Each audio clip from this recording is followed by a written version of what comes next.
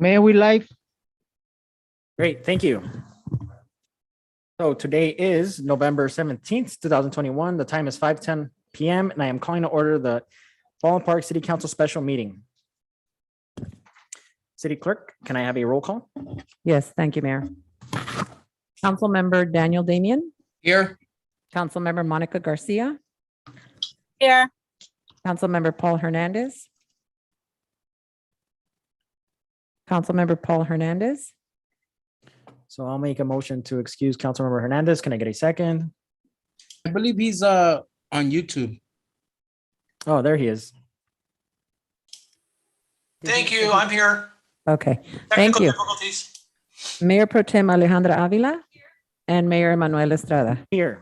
Thank you for that, City Clerk. At this moment, we move on to public communications. City Clerk, is there anybody looking to speak? We have no one on over the phone, so no. Great. And then if there's anybody looking to speak now regarding anything on the item for the special meeting, now is your time. And looking that nobody is looking to speak, I will now move to close the public communication. And I believe that we have a open and study session regarding the Cesar Chavez Foundation Affordable Family Housing presentation. Yes, thank you, Mayor and City Council. Good evening. Tonight, we've asked the Cesar Chavez Foundation to return and continue the discussion regarding their proposed affordable housing development along Ramona Boulevard. They made a previous presentation about 6 or 8 months ago. It took some time for them to revise their proposal, but they have done so in response to the council's comments and about the project. And so what I'd like to first do is ask Ron Garcia, who is not present, so I won't ask Ron Garcia. But might have not known that the meeting was going to start. So, but in the meantime, let's ask Cesar Chavez to come on up and start their presentation. I just wanted to mention that before they start that the project has submitted a preliminary application to the planning division, but we still have not made a formal application for entitlement. But the design you're seeing tonight is essentially the final conceptual design, and we're seeking your input and guidance on it as they proceed to the final and official submittal to the city. The project, however, as similar to the other retirement affordable housing project, the Retirement Housing Foundation, which is on the other side of the MetroLink station. This project also will fall under the density bonus guidelines from the state and will be streamlined. It will essentially be an administrative type of approval. It will not be required to go to the Planning Commission or the City Council because of the the state guidelines for affordable housing. So with that, we will, Ron, yeah, we're good, Ron. So let's ask Cesar Chavez Foundation to begin the presentation. And we have a PowerPoint with a video.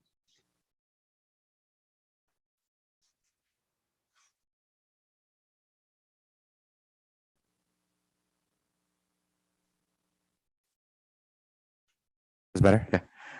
Good evening. My name is Steve Hernandez. I am the Director of Business Development for the Cesar Chavez Foundation. And I thank you for meeting with us today and also seeing everyone in person rather than Zoom. I know we've talked in, I think, May or March timeframe about the initial project, and we're excited to come back and go through the efforts of working with staff and hearing your feedback on moving this project forward. Next slide, please. So this is the agenda we're going to go over quickly, just over of the foundation itself, and then how that we're broken down into our housing economic development, how we're structured, and then update you on the proposed project that we want to present today. Next slide, please. Just an overview of the Cesar Chavez Foundation. It was founded by civil and labor rights leader Cesar Chavez to help the farm workers advocate for more better treatment and fair wages. And amongst that, he's also started up a series of social enterprises and pillars throughout the foundation. So not only do they have economic well-being and financial well-being, other support systems to help out the farm worker and the movement of that. So we set up a series of different pillars throughout the organization. And one of the pillars he set up was a national Chavez Center, where President Obama has declared our headquarters, which is the historical national landmark, and where we maintain his legacy through different streets and parks that want to use his name. We go ahead and make sure that his name is not tarnished, and we have the representation of all the people who fought and supported the movement is still well respected all throughout the Southwest and national wide. So we keep that foundation. It's a fund that we maintain and we hold true to our heart. Additionally, he set up a different fund, which is the educational fund. And within that fund, in every one of our developments, we have what we call a Cesar Learning Center, and where we partner with different school districts. We have after school programs because we found in a lot of our properties, a lot of the students are behind in either education, but particularly math and English. So we really focus on those two pillars to make sure that we are able to enhance their capability and to be productive in that component for their after school program. So every one of our developments in this development will have a CSIP Weather Learning Center for the community and the kids in our development. The other fund that they started was the communications fund. And within that fund there, it's called a Radio Campesina.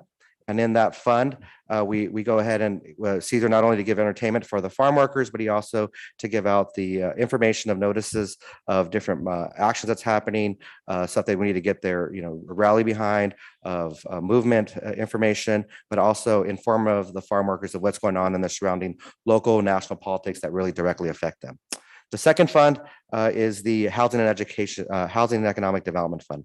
And that's the fund that George and I and our development team work for. And that's where we do developments all throughout the Southwest. Next slide, please. I'm gonna go into the Housing and Economic Development Fund. Next slide.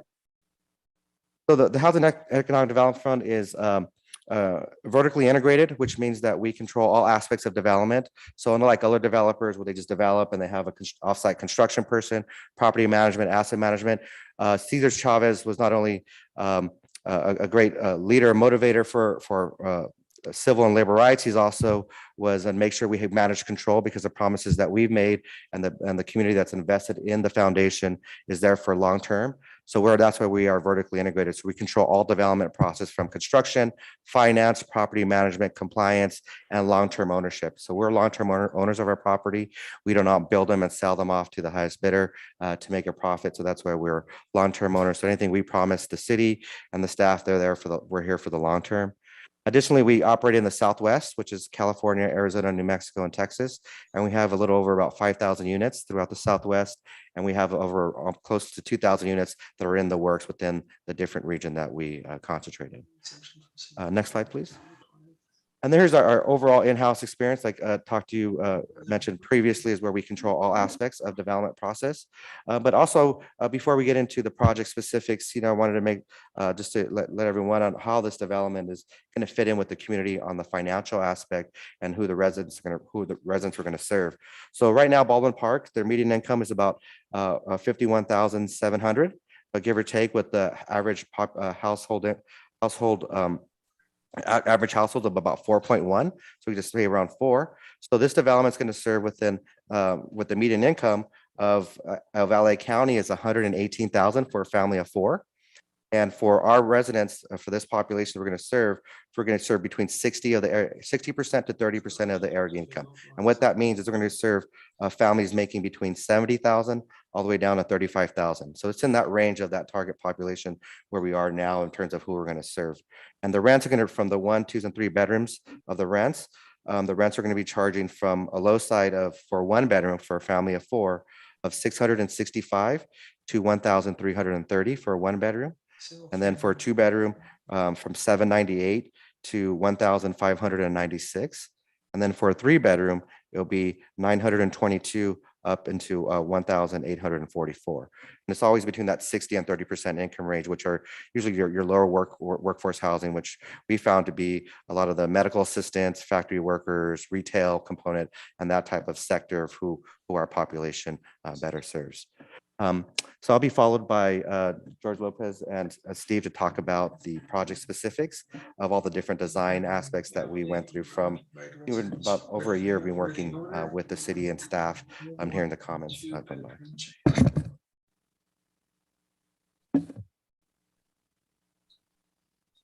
Thank you for having me. My name is George Lopez. I am the Director of Project Development. Next slide, please. Just to recap where we've been over the last year. We're an affordable housing developer, and we've had a previous relationship with some city staff, and we built some successful projects in the past. And so we saw this as an opportunity to hopefully do another great project. And we came across this site off Ramona, just down the street. It's currently a commercial business that's been operating for some time, and then it has he did own 2 single-family lots behind there. This site is a very definition of where you want to place affordable housing. Because of the next slide, please. Because of the access of different site amenities, particularly the transportation priority zone with the Metrolink station. You have you got public education, parks, grocery stores. So when we first came across the site, we saw this as a great opportunity to locate multifamily housing for different affordable housing incomes. Since we're new to the city, technically with the introduction of the new state laws, we don't have to go through the planning commission process, the city council process, but we still believe ultimately this is a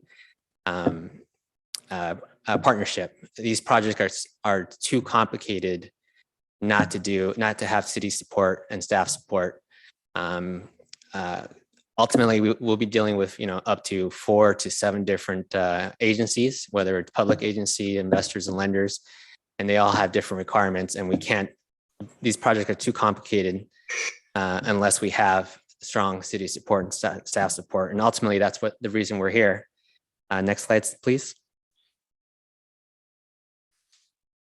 And so we had a open city council session back in March of 2021, and we introduced the proposed project at the time, and we gathered the comments from city council and modified our proposed project. Prior to this, we were proposing under the state density bonus laws, 80 unit development across 1, 2, and 3 bedroom units. We since then reduced the total number of units by 23, almost a 30% reduction. And we chopped off a floor and made it from 4 stories down to 3 stories. And so there'd be buildings that are 3 and 2 stories. And also we increased the parking ratio from 0.96 to 0.11. Next slide, please. And so now I want to introduce our architect, Onyx Architects, and just to go over some of the details of the before and after architectural changes to the proposed project. Good evening, Council. My name is Steve Kuchensky. I'm with Onyx Architects, and I also have Daniel Sanchez and Eric Martinez from our office here tonight. And I'd like to just start off by pointing out the previous design that you saw back in March. And as George said, we had a combination of 4 stories and 3 stories. We had been working with an entry off of Downing Avenue that went to a subterranean parking structure. And one of the things that the fire department had been pressing for at that time was an access point off of Downing, and then to have our longest facade be completely accessible to fire trucks. So thus that created the long elevation here. There was, at the time we were studying the potential of turning Little Ramona into a plaza, and it would be accessible to pedestrians instead of vehicles. Based on the feedback that we got, we felt that keeping the parking was a priority. Let's go to the next slide. I want to show you how it changed over time now. We've relocated the fire department entry down to this driveway. So the fire department can bring their trucks into here and then access from here. They can access from Downing, and they have all this access on Ramona. So we were able to take care of those technical aspects. In addition to that, by reducing the density, you can see now that we have 2 stories on the north next to the residential garden RG zone.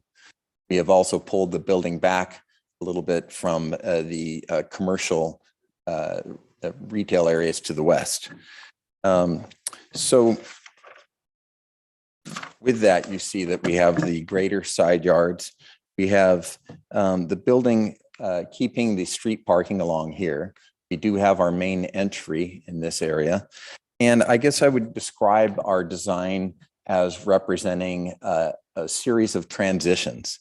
In one sense, you have it transitioning between the zones, between the RG zone and the specific plan area.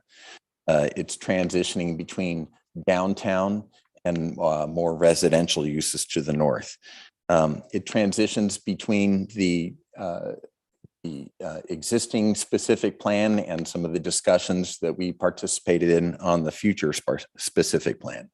And then lastly, as you'll see in the coming slides, the architectural style itself is transitional between commercial and towards the residential looks that you see towards the north. Next slide, please.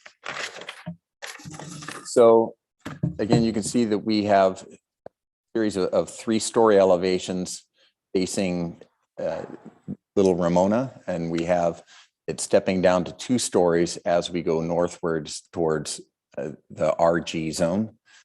And then in addition to that, as it rounds the corner, we open the building facade up by stepping down here to 2 stories with a rooftop terrace with a trellis that enables light to come back into the courtyard, which you'll be seeing in the upcoming slide.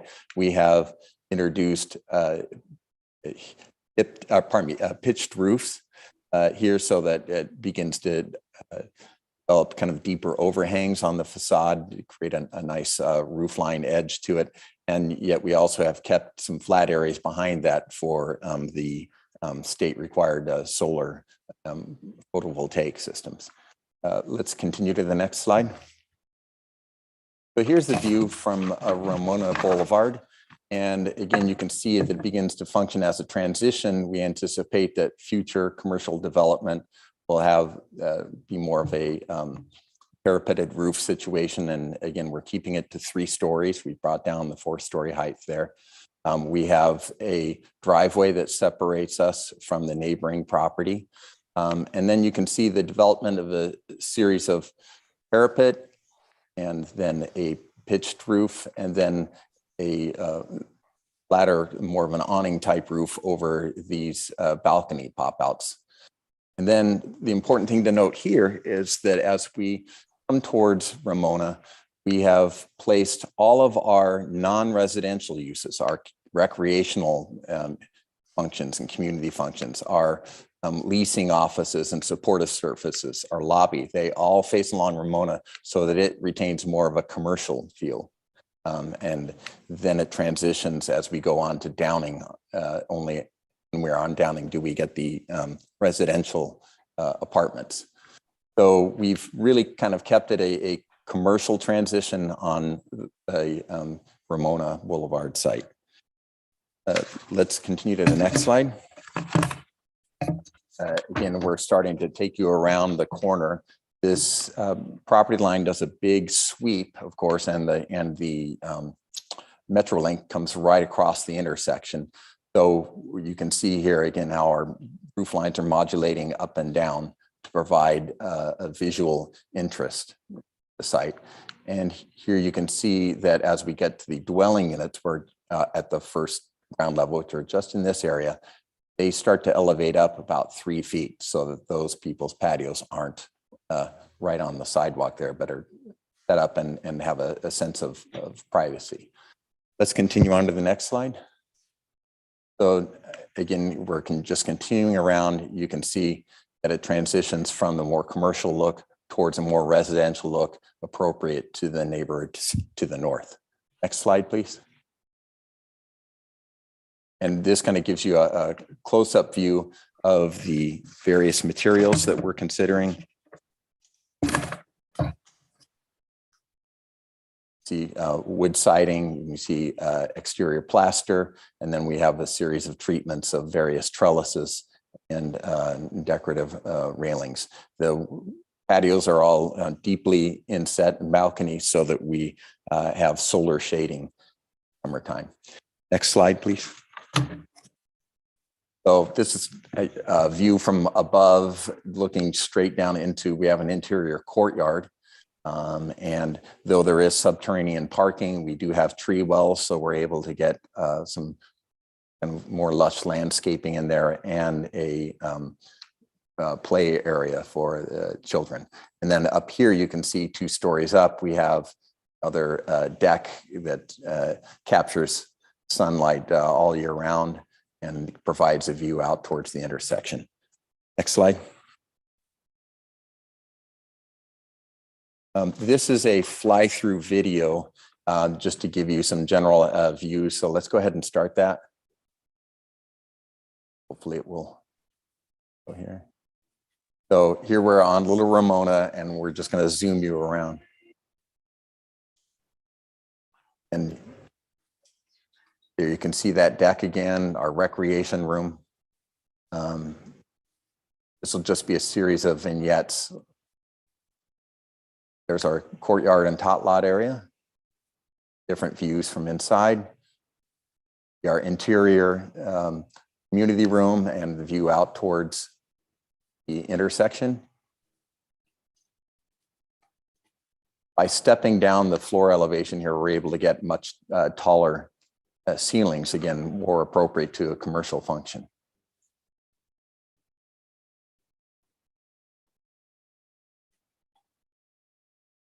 And so our recreation room both has views out towards the intersection, but it also opens up directly towards the courtyard.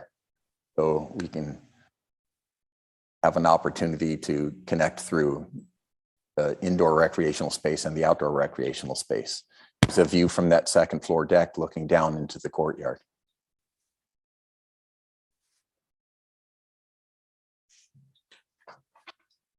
Just different angles looking at that same central courtyard. Again, you can see the roof line modulates up and down through the use of the balconies and the pitched roofs.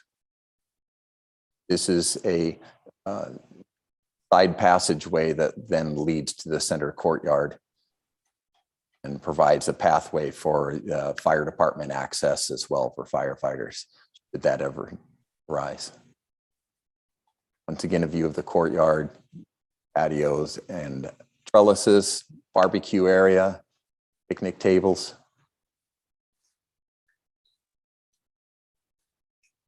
And play area for the kids.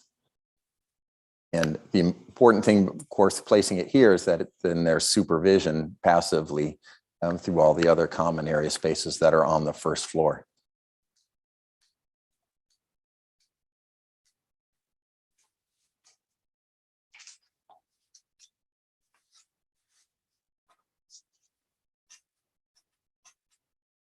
Here's another view at that rooftop deck.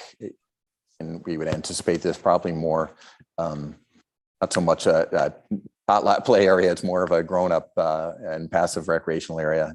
It's sun all year round and has great views towards the intersection.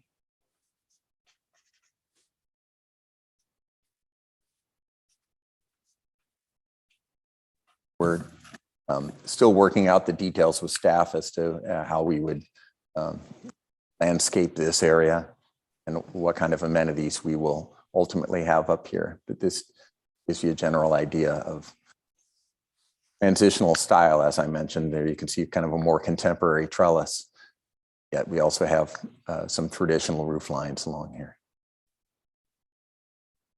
And I believe that is the rest of the video, so I'll turn it back to Steve.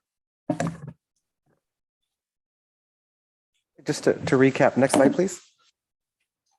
Just to recap, just to show that, we are a long-term partner, that we're seeking to continue like that relationship with the city staff and also with the council and the community at large. Is we're long-term owners. We did purchase the property already. We did take the feedback from the originally suggested proposed that we have with the density bonus law. And said, let's work together. We understand that the city's still working through their housing element, the specific plan updates. We did participate in some of the task force meetings with I think Cesar and his group, and kind of got feedback from those participating in those meetings. So we are here to bring more spur economic development in the downtown corridor, but understand that we are a little bit ahead of the game, and that's why the design aspects have some type of. It's not all one set design. It's kind of different aspects of materials, elevation concepts. So when the council does take final action of adopting a specific plan for the downtown area, we're able to adapt and overcome different aspects of what the city and the community at large would prefer. So we do have that ability to adapt our project for that component. And then also just to making sure have this development near accessibility to transit.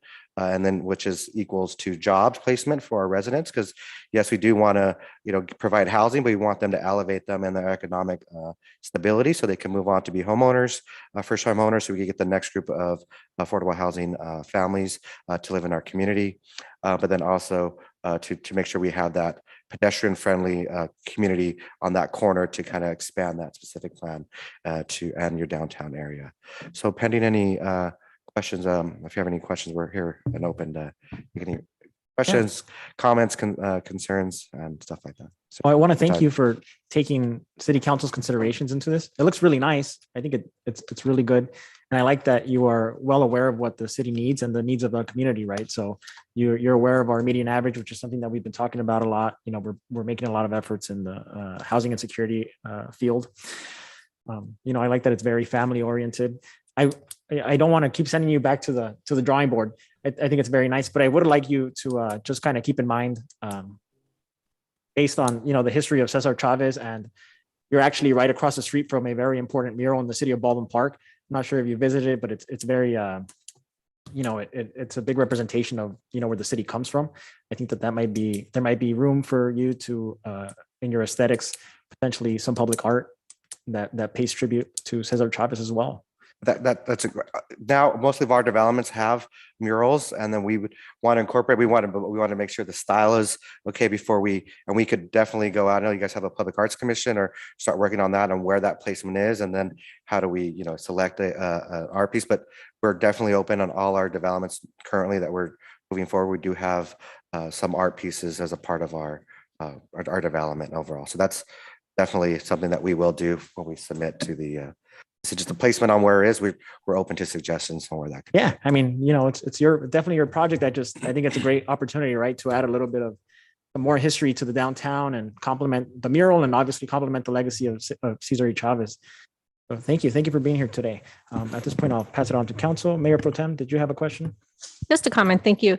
That is a beautiful rendering. I really like all the amenities you have put into that project. Very family oriented, like the mayor said.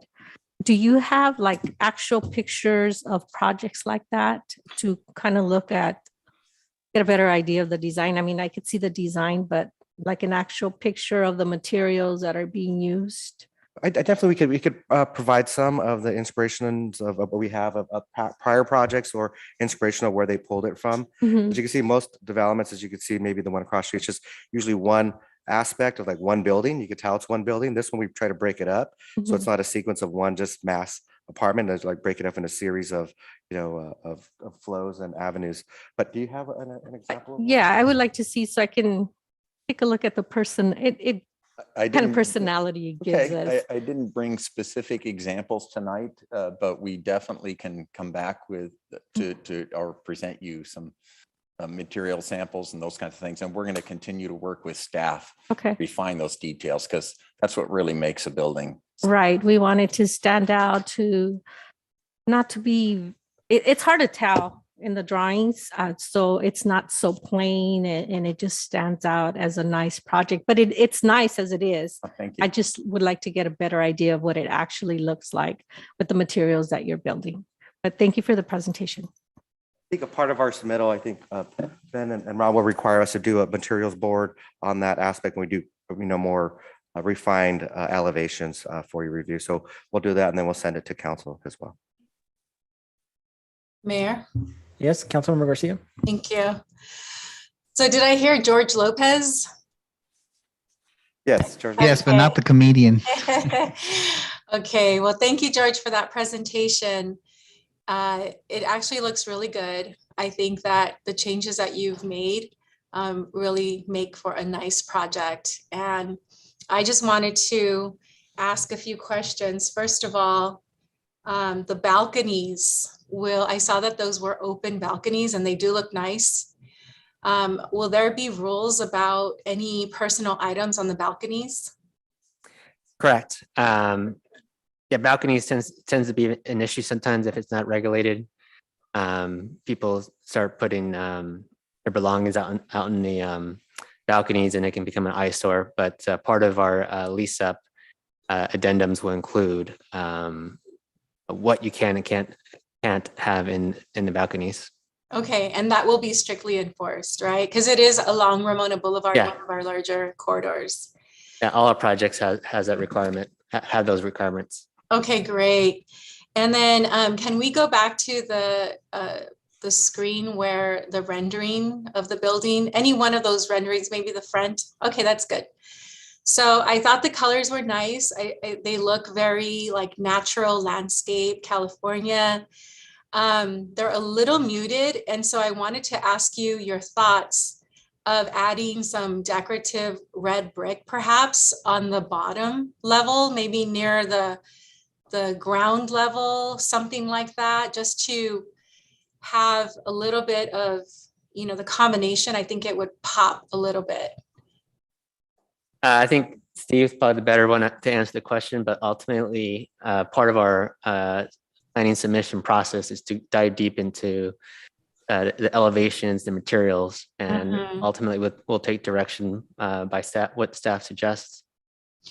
So what I'm suggesting is to include maybe some red decorative brick, not the bright, something that would go with this palette, but that would add more color. Because I feel like what we're seeing right now is it's nice, but it's very muted. And so, to have a little bit more of some contrast, maybe that's what my suggestion would be to staff. So Ben, if you can work with Cesar Chavez Foundation and, come up with some suggestions on a palette that works. And then I noticed that you have some landscape, but would you consider like the native landscape, like the grasses, things like that to really, enhance the sidewalk and the walking experience here? Yes, we typically do utilize native landscaping, and we actually have been doing just some initial landscaping for the purposes of this presentation, but we really need to get our landscape architect involved so that it all coordinates and ties together. Yeah, because that would be nice. I see kind of that beige and a little bit of like an earth color. The green looks nice. I think adding the native landscape of greens and perhaps like some red, you know what I'm talking about, like that burnt red. I think it could really add to the palette that we're looking at and give more character, since it's along the main corridor. Details really can make it stand out. Absolutely. And go ahead. I'm sorry. Oh no, go ahead. Well, to your point, I think those colors could also help anchor the building in towards the side a little bit more, in the same way that you mentioned, perhaps a brick or bolder color material towards the bottom. You can see we have almost like a small wainscot around the building at about the 3-foot height level. And again, there's opportunity to really anchor the building into the site as we further develop the right. Yeah. And it wouldn't, it would actually complement the area because we do have like the kind of the Art Deco, but also like brick buildings in downtown area. And I feel like this is a little bit Art Deco, but we can throw in some brick. I think it would look really nice. And I think it looks great. Yeah, I like the changes that you guys made. I think ultimately this is going to be like the entry to the downtown. It could be like a monument location where people say, hey, that place next to that building where there's a monument sign or artwork, or I think this site has great potential just to open up that downtown corridor. Yeah, I agree. And the train will be passing through here every day. And so it really is a portal in many ways, right, along the rail line. So yeah, I think it's great. Thank you so much for taking those, suggestions or input into consideration and working with us to produce, I think, what is a nicer project. So yeah, I mean, ultimately, my viewpoint on these projects is you guys are the client, and I'm just providing a service. And the ultimate goal from my perspective is to provide 53 multifamily units to at affordable housing rent. So that single mom, that single father can not work 80 hours a week. They can work one job and they can take care of the kids after school and be present. So my mindset is ultimately you're the client, and we'll do what it takes to get these projects done. Yeah, I appreciate the collaborative approach. Mayor, if I may. Yes, Councilmember Damian. Mine will be really brief. Thank you very much, Mr. Lopez. This is a really great concept of what you want to bring into the community. I just wanted to see on Little Ramona, I don't know if you had that rendering, that I think it's that 3D rendering that you had, where it showed that Little Ramona Street on there. I didn't get to catch it. Will you be utilizing the entire Little Ramona, or will it cut off before that shopping center next to it? We're leaving Little Ramona as is, with just the front part for the landscaping and sidewalk setback.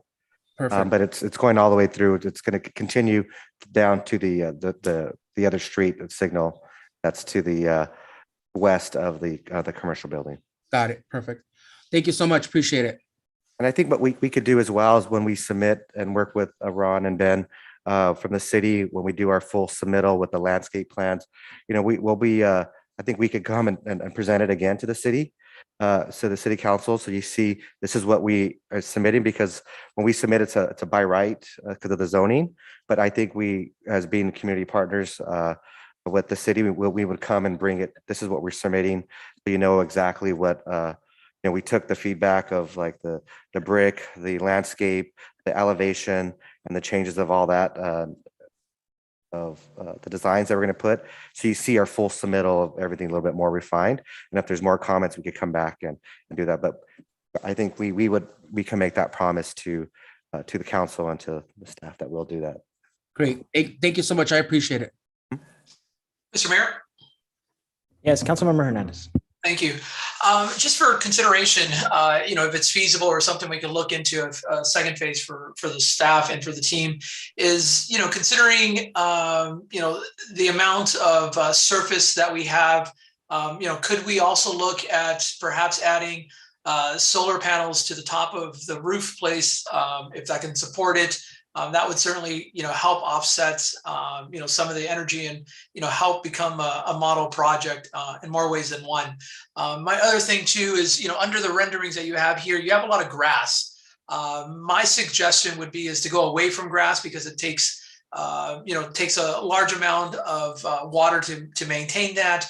I would look at perhaps suggesting that and changing it to DG or some other, natural landscape.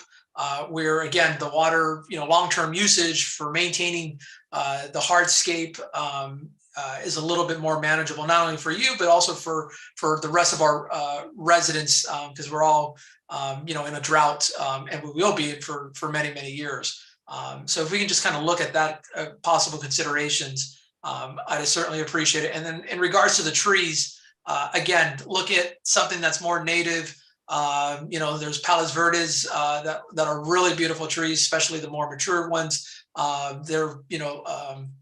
They're very much a desert tree and don't require much, which I'm sure your architectural team will certainly understand those or other similar native plants that could be used instead of what might be currently shown here. But no, looks beautiful. Look forward to the next phase.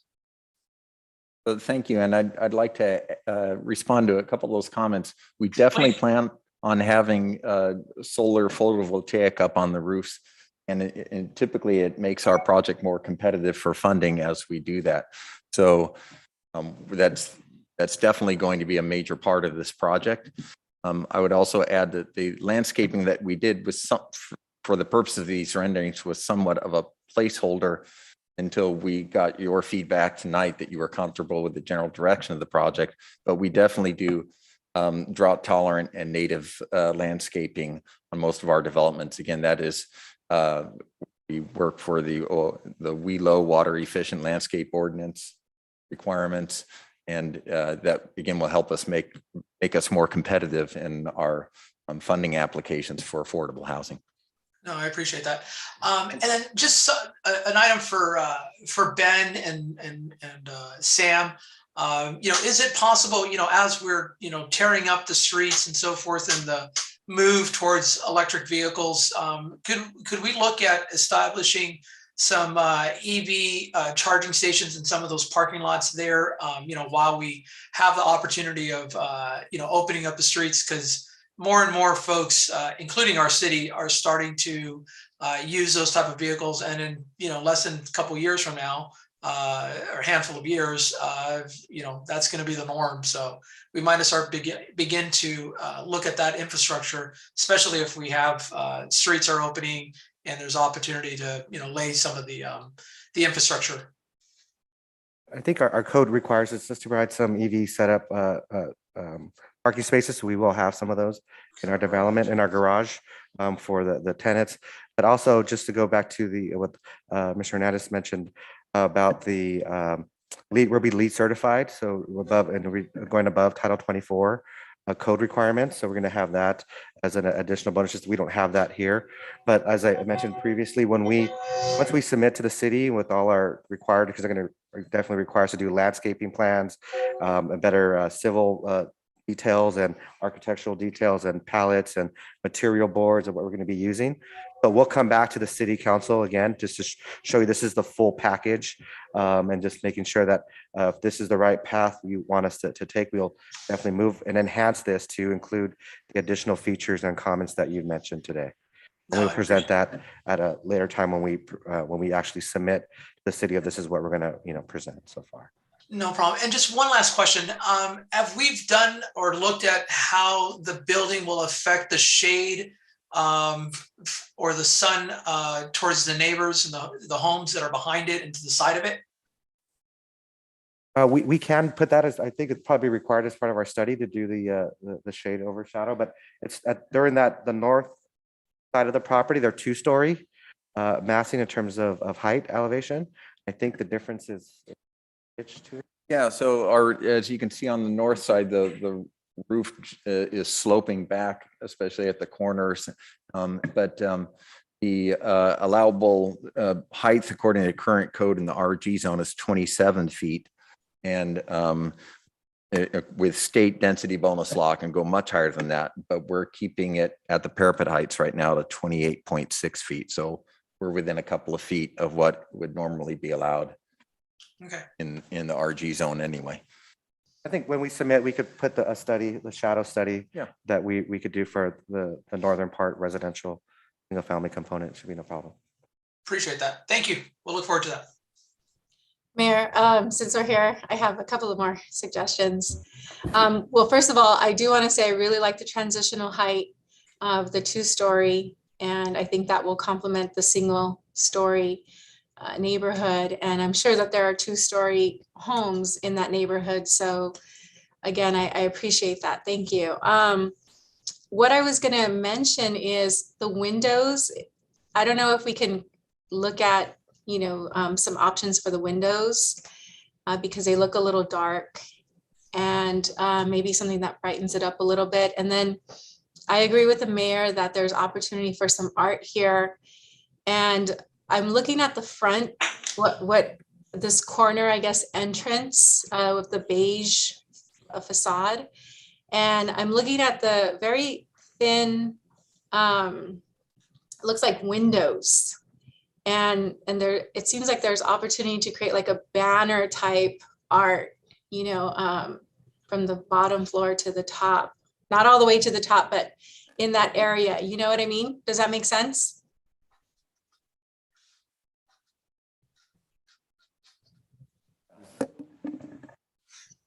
Yeah. Are you referring to the where the corner rounds the area and the Yes. and where we have the trellis and the deck above? It's that Right. facade you're referring to? Right. Okay. Yeah. So if you see like if you look straight in the center of that facade, there are 3 windows and then 2 windows going, Yes. in each direction. And then there are very thin windows. It looks like very like slits. Oh, yes. And so what I'm saying is perhaps there's an opportunity to look at something vertical that could cover those slits and, be art. That's just a suggestion, just in the interest of time. I might as well just share it with you this evening versus waiting for it to come back and delaying the project further with it, additional ideas. We definitely appreciate that. And in fact, as we consider doing art, we typically start coordinating with the artist early on to think about what are the areas around it so that it really showcases the art and doesn't try to fight it. Right. You don't want to hide it with these trees or, things like that. So I agree. Right. So those are just my additional comments. So thank you again. Thank you. And then just to go on the windows itself, just because of the sound, our windows gonna be a little thicker than the average unit because of the sound barrier and the vibration and stuff we need to abide by through code. Right. So that's going to be that by the windows have to have that extra layer of reinforcement. Okay. Yeah, that's good. Okay, that's it. Thank you. Great. Appreciate it. Thank you. Yeah, thank you. Thank you for being here today. Hey, so one more question before you take on, because I think we're all excited that this is a family focused. You're aware of the median income, and then you've also touched on the rents. And so I think one of the issues sometimes we see, like recently we saw somebody who lived in an affordable complex, but the rents were going up and up because of CPI and whatever other abilities they have to raise the rent, that they end up getting priced out of that. So how does that, does the Cesar Chavez homes differ in a different way, or, So how it works is usually when they get qualified at a certain income, say they get, income qualified at 30% AMI, and then we through their successful outreach programs and then financial planning, they're able to pay off some of the bills since not all their rent is going financial and money's going to rent, and they could increase, and you could continue to go above what the percentage of those rents are up to, I think, 80% AMI, to where we're like, okay, now kind of have to adjust for your income coming in, because we have to certify every year that, number one, they're working, the household side is still there, they still have a job, and make sure the income qualified to what percentage that we underwrote the project for. But there's different fluctuations because there's always, there's some vacancies that come across that we could put them into. Okay, now they're at a 40% AMI unit, we could put them in that unit there, and then just mix and match the different AMI levels. But right now, just for underwriting purposes, we do an increase of 2.2%, which is usually lower below. So 2% to 2.5%, depending on the funding criteria that we're going to apply for. So we're going to go after county funding, state funding, and also federal low-income housing tax credits as well. And usually their requirements is from 2 to 2.5. Good. And just to add one more thing, this project's unique in the sense that we already applied for vouchers and we awarded vouchers. So ultimately, it's 30% of their income. So if they got a promotion or something happened in their working situation, whether it's them paying $300 or $100 or some kind $0, it's 30% of their income. We won't have that issue on a specific project. Great. Well, thank you. I look forward to that. Thank you. Thank you for being here today. Thank you. So at this moment, I'll hand it over to our city attorney. City attorney, I believe you have a presentation for us today. Yes, thank you, Mr. Mayor. I'm going to give a presentation regarding the rent stabilization ordinance and some proposed changes to the rent stabilization ordinance. And by way of summary, on December 4th, 2019, the City Council adopted ordinance number 1447 to temporarily freeze rents for 120 days in the city of Baldwin Park and prohibit certain residential units from rent increases in excess of 3% in any 12-month period. And it would also regulate the reasons landlords are permitted to terminate certain residential tenancies. Essentially, that would be called just cause evictions. In order to address some concerns of residents and landlords, to clarify some provisions in the rent stabilization ordinance, the council directed staff to make some changes to the RSO. The city attorney's office made those changes and brought those changes back to the November 3rd, 2021 council meeting. At that time, the city council requested some additional changes, decided at that point not to adopt the changes that were made on November 3rd at that time, but they still are included in the one amendment that is before you today, that will be before you today in open session. The city council requested the inclusion of multifamily units, condos, trailer spaces, and single-family homes into the RSO and directed staff to research the legalities and restrictions tied to those changes, including mobile homes. I did to make those changes and we'll have something in open session to present to you, a modified ordinance that the council will be able to take action on tonight or make other decisions as well. The city council originally adopted an urgency ordinance number 1447 on December 4, 2019. That was the original ordinance that temporarily froze the rents for 120 days in Baldwin Park and prohibited certain residential units from rent increases in excess of 3% in any 12-month period.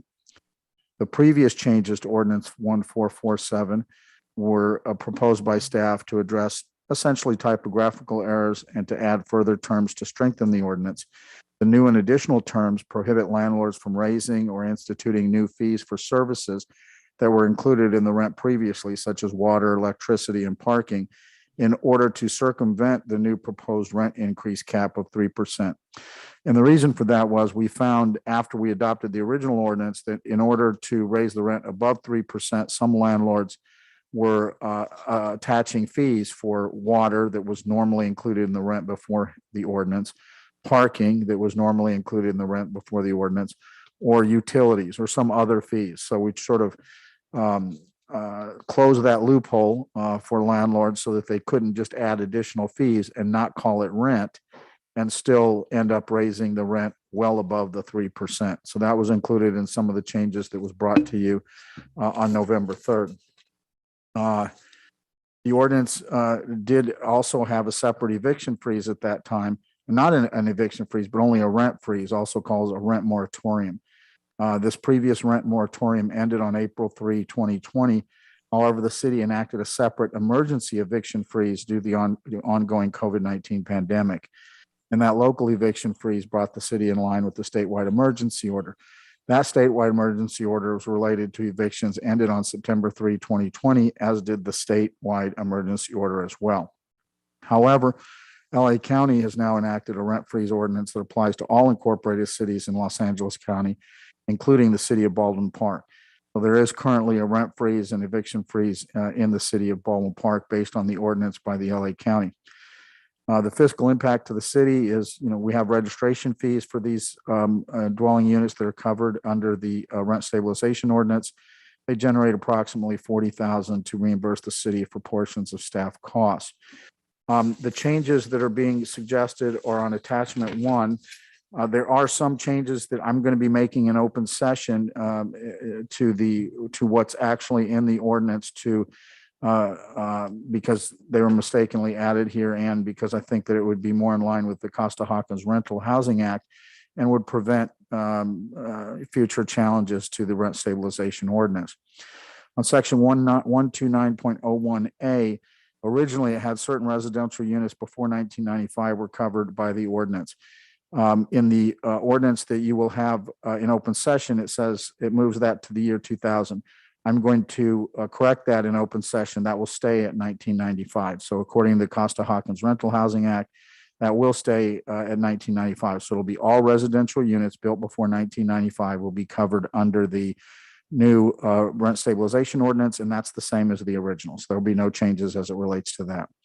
On section 129.04C, landlords were directed to look at the change in the CPIU as a guide for which they could raise rent with a cap of 3%. Now, instead of having a flat cap of 3%, the new ordinance will have a cap of 3% or 80% of the CPIU, whichever is lower. So for example, if the CPI is 3%, then the cap would be 2.4% because 2.4% is 80% of 3. If the CPI was 4%, for 80% of that is 3.2, but the lowest of the 3.2 and the 3 is the 3, so it would be a 3% rate increase. So essentially what this does is it changes the rate increase to be a maximum of 3%, but it could be lower depending on whether or not the CPI is above 3%. If the CPI is, say, 2%, then the maximum increase will be 80% of that, which would be 1.6%. So before it had a flat cap of 3%. Now it's 3% or 80% of the CPIU, whichever is lower. Section 129.04, if the consumer price index is any number less than 1%, the landlord may increase the rent to 1%. That's what we had previously. If we adopt the new ordinance that's before you later on today, that would change because now if it's less than 1%, like let's say it's 0.5%, well, 80% of 0.5% is 4%. So instead of it going up to 1%, if it's 0.08, it would go to 0.04. So it changes that slightly based on the 80% of the consumer price index. So rather than anything less than 1% going up to 1, anything less than 1% will be 80% of that. Section 129.26, we had single family homes and mobile homes and duplexes were automatically exempt from the provisions of the ordinance previously. The new ordinance, and I'm going to add some additional language to that just to clarify it, but the new ordinance will include single family homes. However, it will not include homes. Let me get the language for you right here. It will not include homes.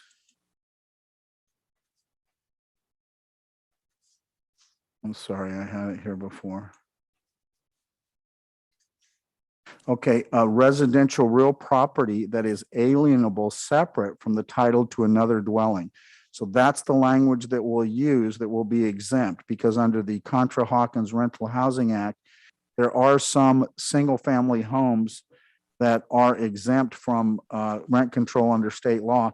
And that definition is residential real property that is alienable separate from the title to another dwelling. So, but it is rather an open question regarding single family homes. So for example, if you have a single family home, even though it's a detached dwelling unit, if you've got two families living in that home, then that would not be included in that exemption. So that could be rent controlled.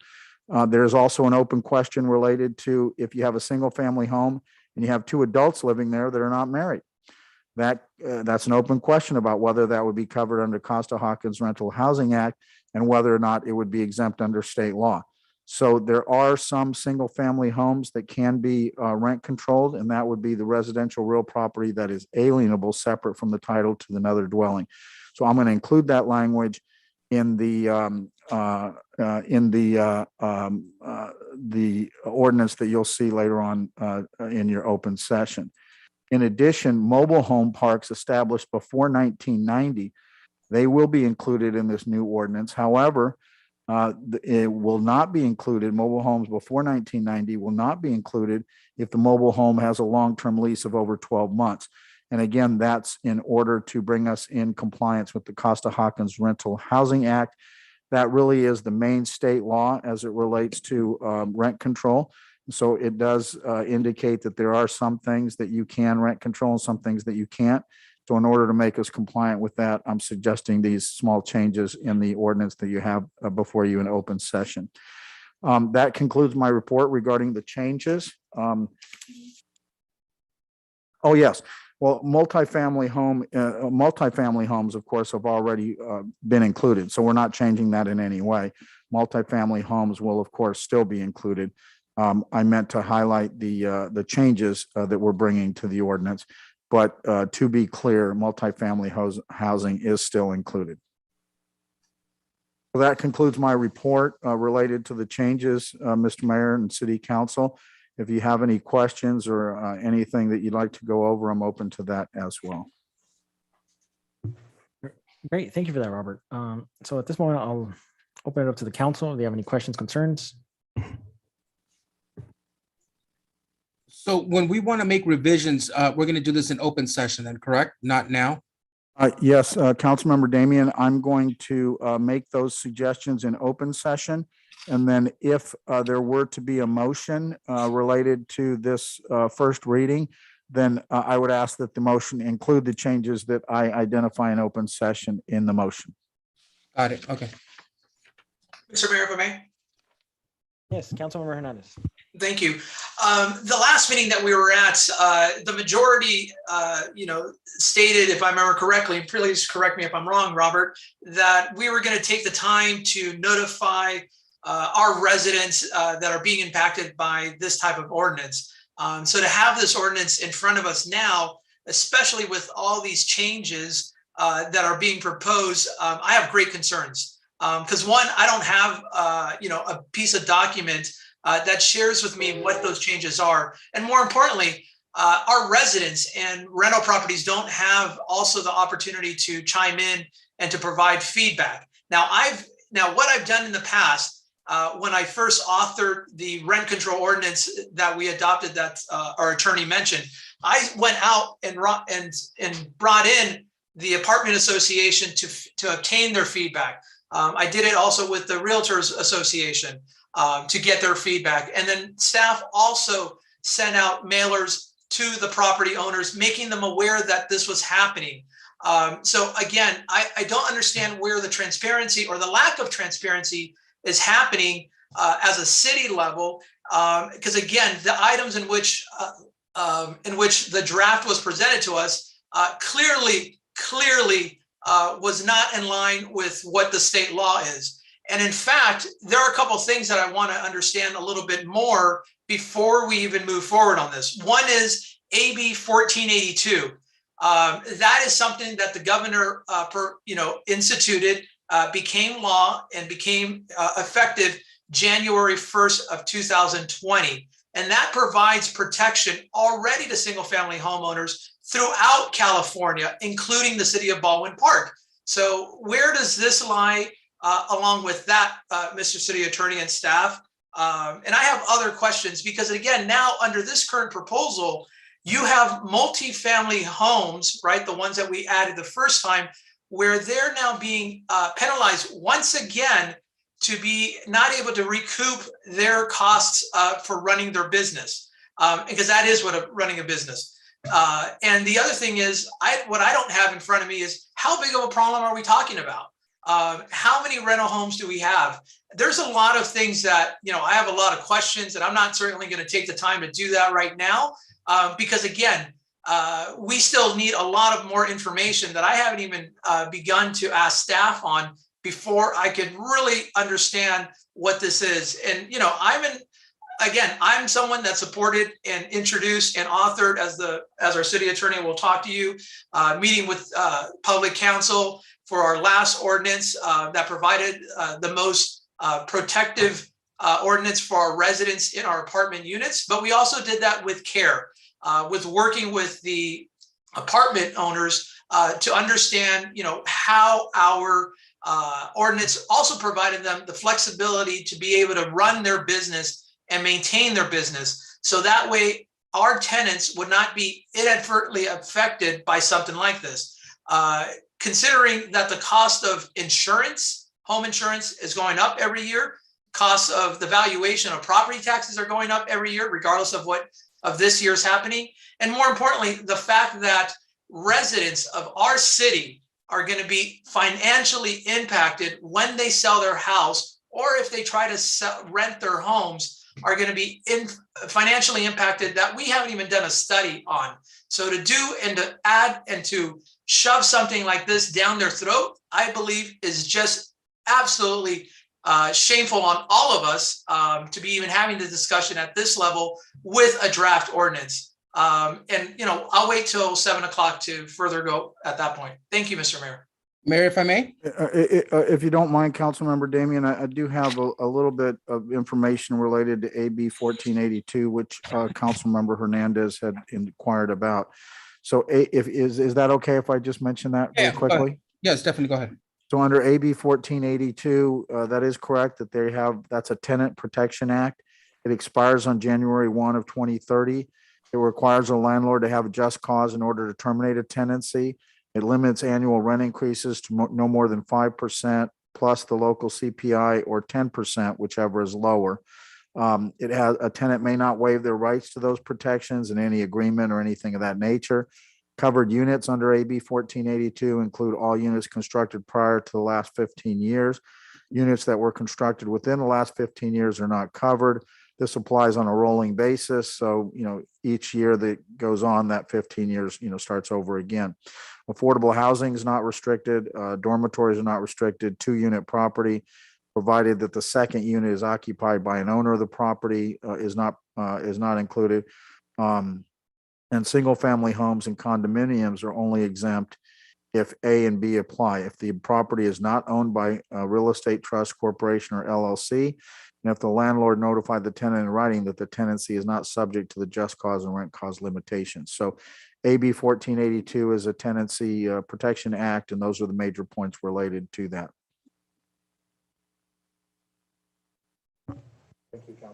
Robert, I have a question for you. Let's say, for example, I purchase a property in the city of Baldwin Park today. I close escrow, and my mortgage payment is, with all costs factored in, I'm paying a total payment of, let's just make it easy, $2,000 a month, just for number's sake. I can in turn rent or lease that property out at $4,000, $5,000 if I wish, correct?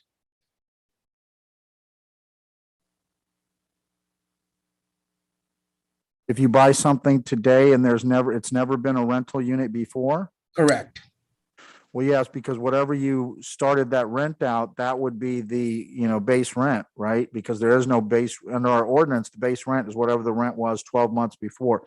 But if it's never been rented before, then you would establish that rent, you know, at the time that you buy it. Correct. And because I'm looking at properties that are currently rented now, there's about 11 properties. The average cost per rental is about $2,700. But you've got anything from a 2-bedroom, 1-bath apartment at $1,850 a month, all the way up to about $3,600 a month. So if I'm going to get into the business of now becoming a rental investor or an investor renting out properties, I'm going to make sure that when I purchase my property and I close the transaction, I have my numbers in line. So if I'm carrying an overhead cost of $2,000 a month, then I'm not going to go and rent that apartment or that property for $2,200 a month, because I know, number one, profitability. Number two, I got to look at what homes are being rented for in the area. And number three, I want to make sure that I'm not going to be tied to this 5% cap and shoot myself in the foot and start low. So if you just come in and buy that property, you're going to be able to rent it at whatever price you want. The cap is just going to be set moving forward, correct? As long as there was never a rental unit before. If it was a rental unit before, then there is going to be a base rent, and it will be covered under the ordinance. And that base rent will go back to 12 months before you bought it. That would be the base rent. Got it. That's what I wanted to clarify. Perfect. Thank you. Yes. Mayor, Yes, Councilmember Garcia. thank you. Well, I think at the last council meeting, when we had a discussion on this item, we said we were going to be thoughtful. We were going to take our time to research, to look at other cities, to look at state law or any other, law that would inform us on how this would impact our community. I think it's irresponsible that 2 weeks later, we have an ordinance and we haven't considered the implications of this ordinance and how those implications will reverberate in our community now and in decades to come. We have no idea. So how are we going to make a decision tonight without being informed? That's irresponsible. And I want to say that when I scan our community is mostly single family home, owner occupied, and our residents are mostly Latino. These are families that are probably immigrants and have struggled to achieve the American dream of home ownership. And tonight, 2 weeks after we've taken up an item, we're going to start stripping that away from them. I think that's very irresponsible. I think that we really need to ask ourselves, why are we doing this? Why are we moving so quickly without being informed, without making intelligent decisions? Because why, if you ask me, it's because this is it's a hot issue at the moment. And I get that, I get that some people want to be at the forefront of being very progressive on this issue, but we haven't thought this through. We really have not thought this through. My concern is, let's say we do have rent control on these single family homes, and how is that going to impact the family that wants to sell their home? We don't know. Can somebody tell me, anybody here, can you tell me if the property values will be impacted in this community with rent control on single family homes? Anyone, please take your turn to inform me about this. I can actually answer that question for you, Councilwoman Garcia. Oh, please. Okay. So, there's multiple cities throughout the state. Can you point to one where there was a massive news break where any property values went down? It seems to me that we're starting to politicize this issue and we're starting to throw out misinformation. Property values are not going to go down. They didn't go down the first time we passed an ordinance, and they're not going to go down again. They've never went down. They're not going to go down this time. It seems that we're politicizing this. The city council had the opportunity to pass this 2 years ago when the old council was here, but they didn't do so because some of those council members made money off of being a landlord. So, this idea that you were transparent about this, that's also a lie, because I sat there in the audience and I saw multiple apartment associations come in here and say that they were never aware of what was going on. So this isn't about politics. This is about looking at our community. Homeowners are not going to get affected if they're in the property. So again, another misinformation. We can keep talking about this at 7:00, but that's case in point.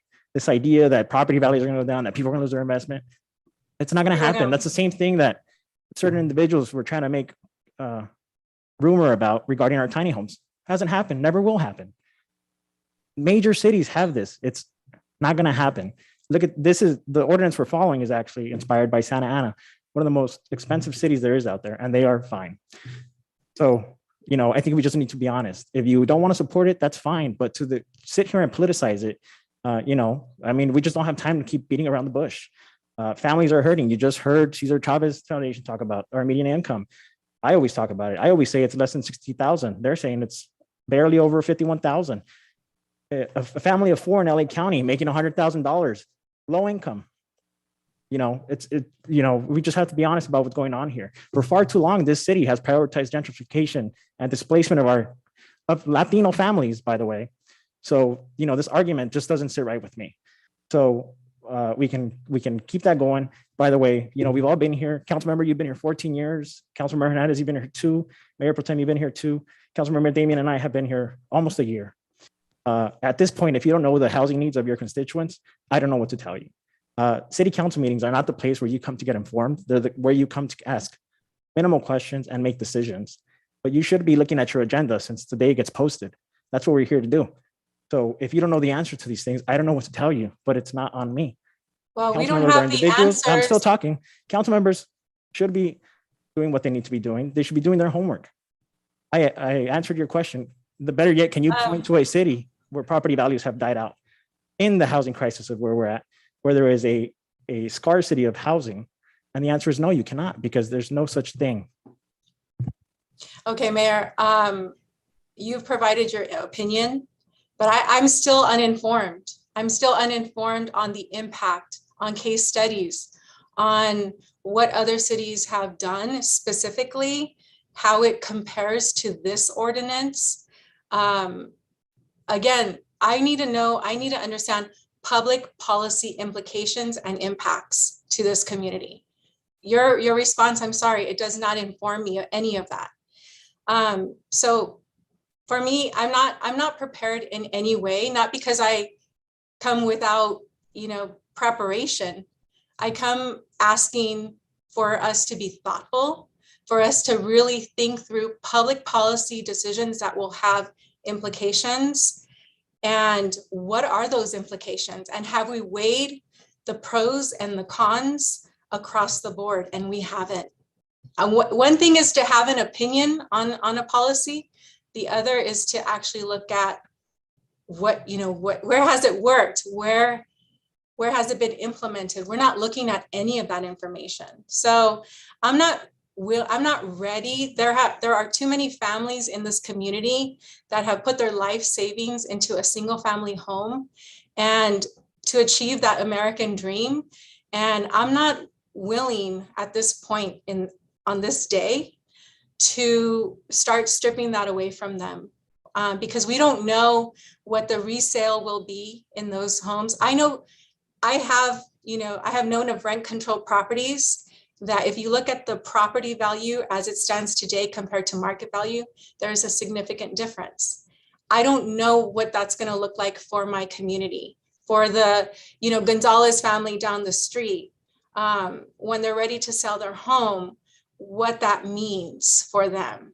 And so I'm not ready to make any decisions on this, and I'm not going to even consider the ordinance that's before us today. Mayor? Yes, well, you know what, Councilmember, it is 6:30. Mayor Pro Tem, it is 6:26, and we do need to go to closed session. I believe that this conversation would be best suitable for 7 o'clock. I'll just make it really quick. I just want to add that there is a lot of owner occupied properties here, and that will not be affected because their owners, they are occupying the property. These are for rental properties only. That actually affects renters that will be impacted with rent increases coming out of a pandemic. Some are barely getting back on their feet. And I know a lot of families that are renting single family homes, condos, that have already approached me, and they're afraid of the impact it will make. So I think it's a great ordinance. It's not going to devalue our homes or affect owner occupied properties. Thank you. Great, so at this moment, we will recess to closed session.